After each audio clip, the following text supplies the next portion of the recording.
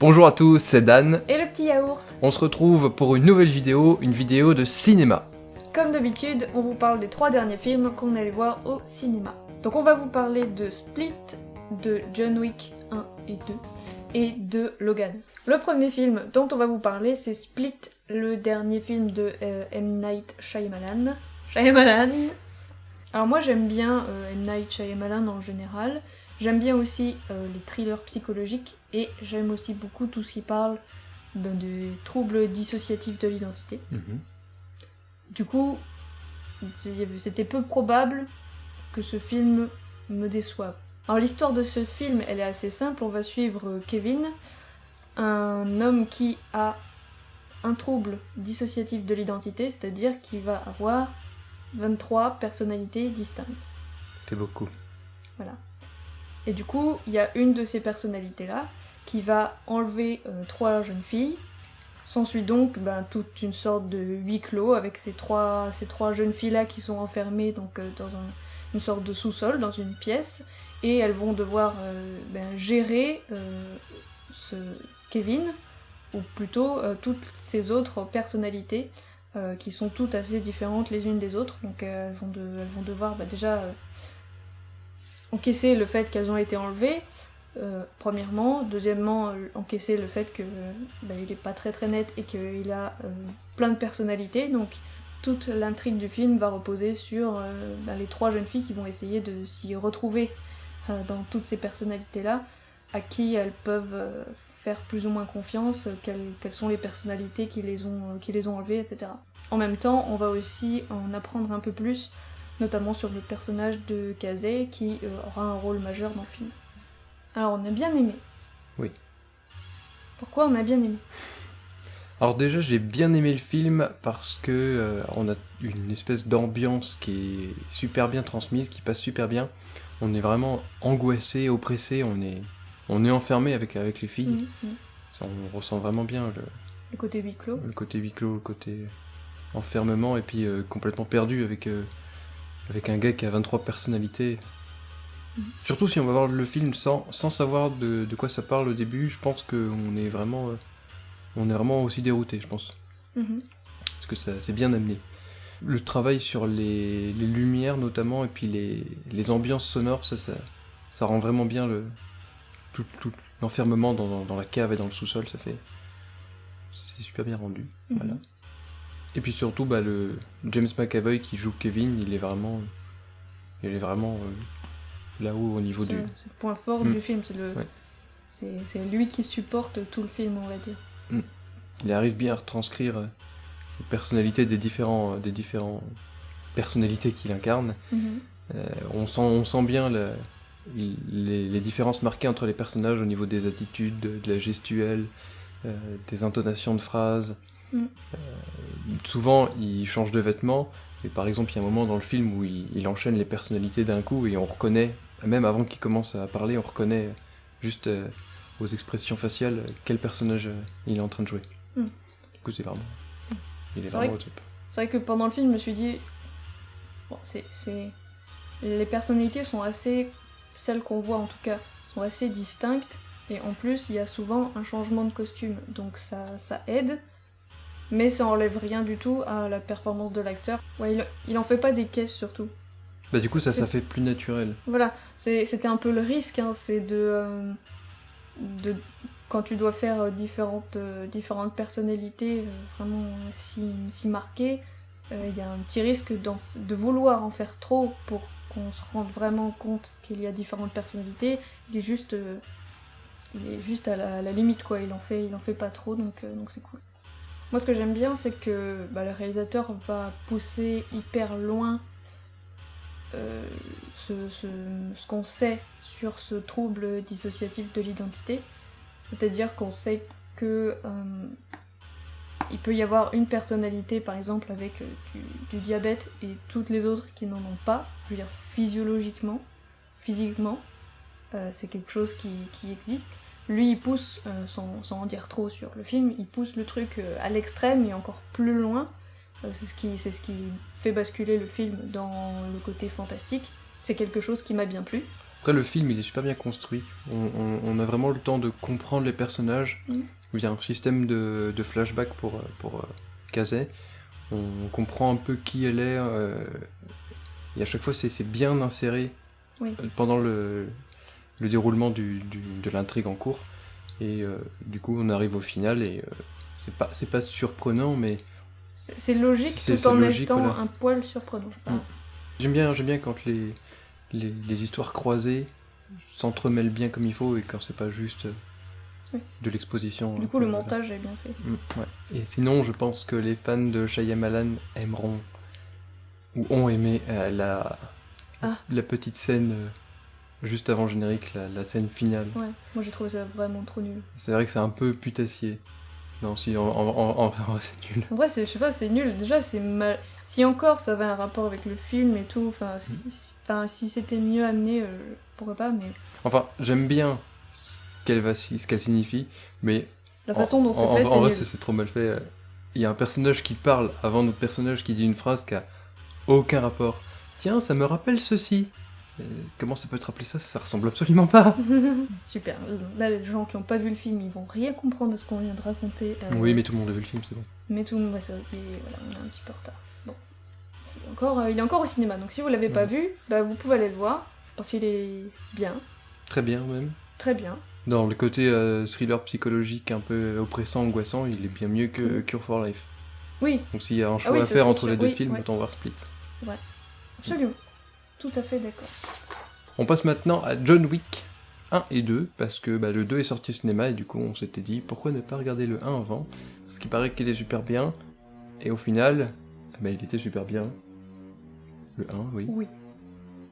Mais j'ai pas aimé. Alors de temps en temps, moi j'aime bien voir des films d'action, voilà, avec un personnage principal bien badass qui bute tout le monde. Mais en général, j'aime bien soit quand il y a un petit peu de blague dedans, ou qu'il y a des punchlines bien ridicules, ou alors qu'il y a Jason Statham énervé dedans, j'aime bien. Du coup, j'avais envie de voir ce film, mais c'est pas du tout le genre du film en fait. On va retrouver le personnage de John Wick, qui est une sorte de, on sait pas trop, tueur à gages mercenaire à la retraite, qui vient juste de perdre sa femme en fait. Sa femme lui laisse un dernier cadeau, on va dire, un toutou. Un petit toutou. Un beau petit toutou, tout mignon. Et un jour, comme les autres, où il fait le plein de sa belle voiture, il tombe sur des méchants russes. S'ensuit une altercation avec les 10 Russes qui vont le suivre jusque chez lui, ils vont lui piquer sa voiture et tuer son toutou. Et donc on imagine bien que John Wick n'est pas content, donc il va vouloir se venger et retrouver les méchants russes.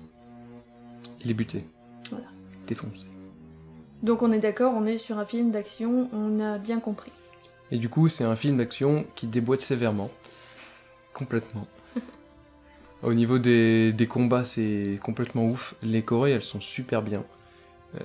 L'action est vraiment trop bien rendue, la géométrie des combats, c'est ouf. Je dis 2 fois que c'est ouf, mais c'est ouf. Donc niveau action, c'est super bien géré. Et le point fort en fait du film, c'est qu'il a une vraie mythologie au niveau des mercenaires tueurs à gages, on sait pas trop. C'est ça qui fait vraiment le point fort du film et qui fait qu'on s'y intéresse un peu plus qu'un film d'action lambda. On a le sentiment d'une vraie communauté avec des règles qui vont régir tout ce monde-là des mercenaires et des tueurs à gages.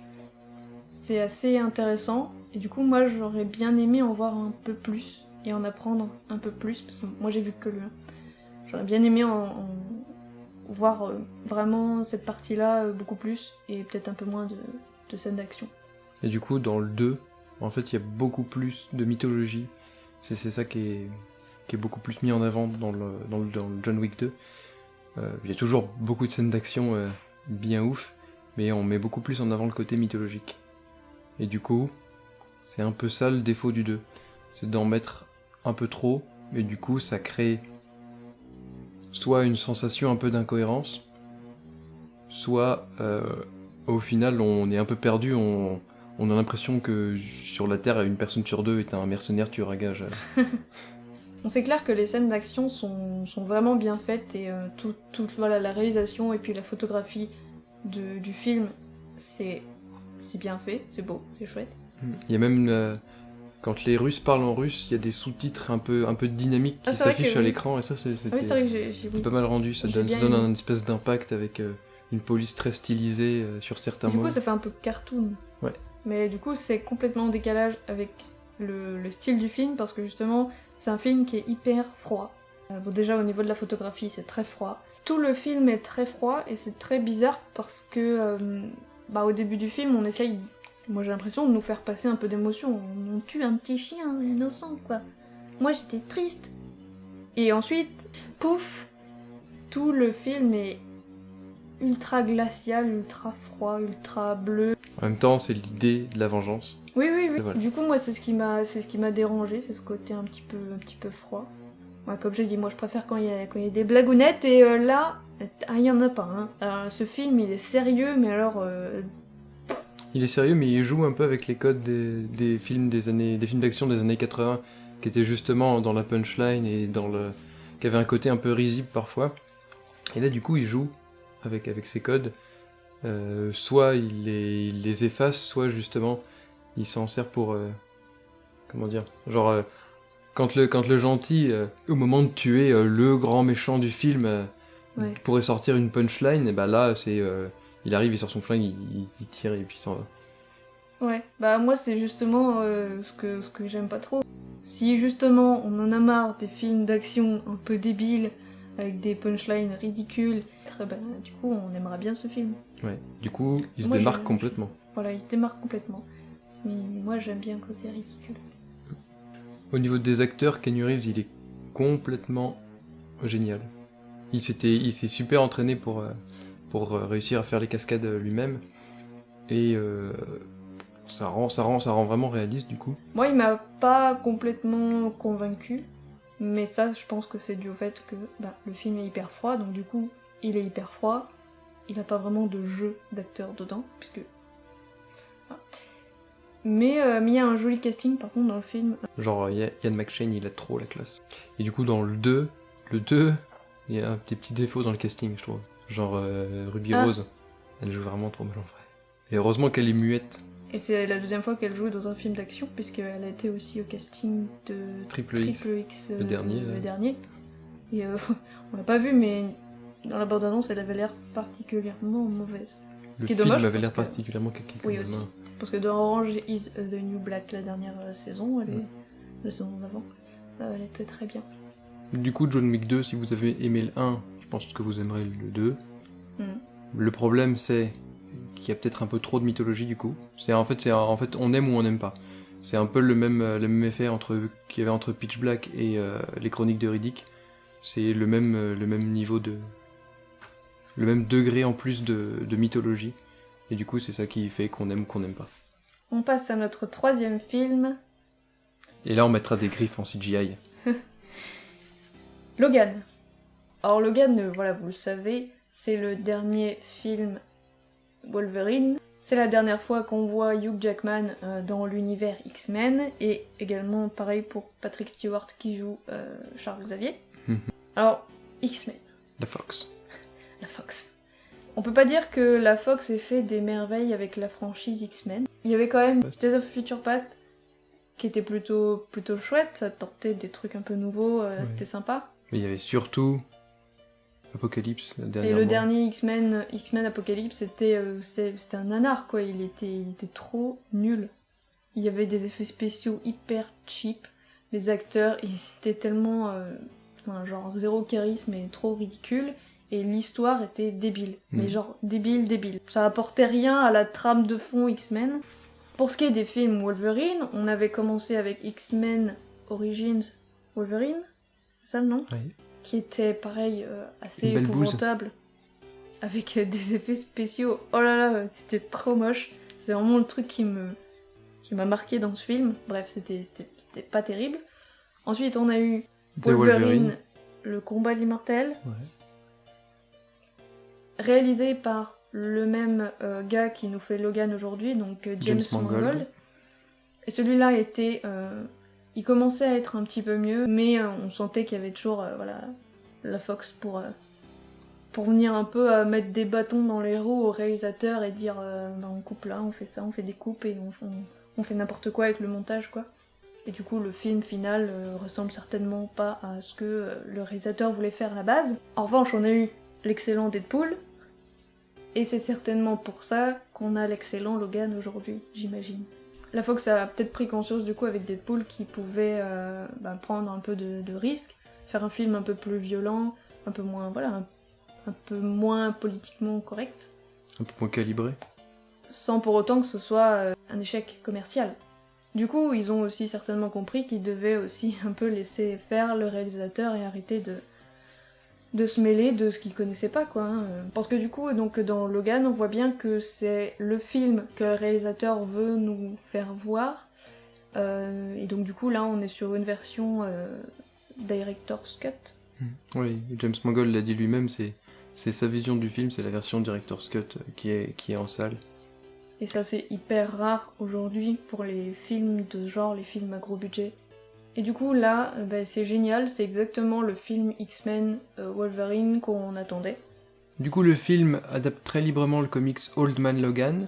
On retrouve surtout en fait les éléments du comics qui sont post-apocalyptiques, qui ici sont retranscrits d'une manière un peu plus pré-apocalyptique, parce qu'on est souvent dans le désert, on est dans le futur, on est vraiment dans un monde un peu...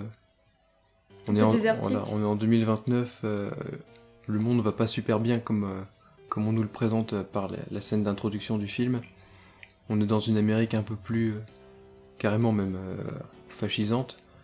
On traque les mutants qui restent, ils ont tous été éradiqués. On engage des milices pour traquer les mutants. On refoule les Mexicains à la frontière.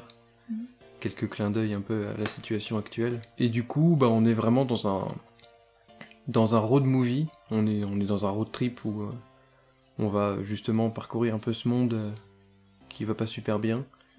Et on va suivre donc Wolverine, Charles Xavier et Laura, une enfant que Wolverine a dû, un peu malgré lui, récupérer et prendre à sa charge. Ouais, du coup, ce qui est vraiment bien fait, un des trucs qui est vraiment bien fait dans ce film-là, c'est la photographie et tout ce qui est le visuel du film, avec tous ces lieux désertiques, ce côté poussiéreux, tous ces tons jaunes. Ça fait un peu penser du coup à Mad Max Fury Road, qui avait une super photographie aussi, qui était super, c'était super chouette. On a des super, ici c'est pareil, on retrouve des beaux plans avec une belle réalisation et puis surtout une réalisation qui prend le temps.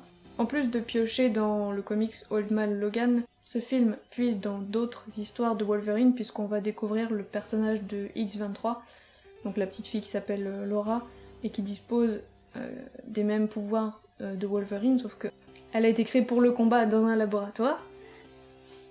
Du coup, là, vu que ça se passe dans le futur, on retrouve Wolverine et Charles Xavier en vraiment plus vieux. Wolverine, il est malade à cause de l'adamantium qui est en lui. Il a plus son facteur d'auto-guérison qui est aussi performant qu'avant. Il met du temps à cicatriser. Et en plus, on voit qu'il est malade pendant tout le film. Et puis il y a Charles Xavier qui est vieux à la limite de la sénilité. Et du coup, on suit ce trio un peu particulier, vu qu'on a deux vieux et une jeune, une fille elle a quoi, elle a même pas 10 ans dans le film.